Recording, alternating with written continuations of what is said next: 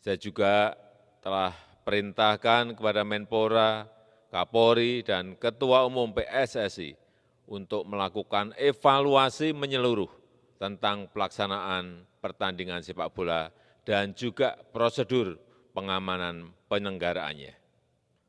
Khusus kepada Kapolri, saya minta melakukan investigasi dan mengusut tuntas kasus ini.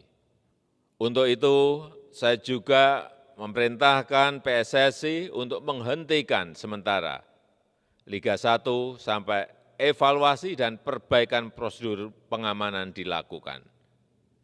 Saya menyesalkan terjadinya tragedi ini dan saya berharap ini adalah tragedi terakhir sepak bola di tanah air. Jangan sampai ada lagi tragedi kemanusiaan seperti ini di masa yang akan datang.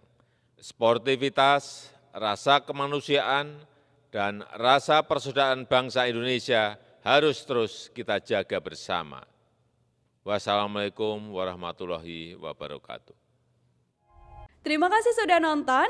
Jangan lupa like, subscribe, dan share ya.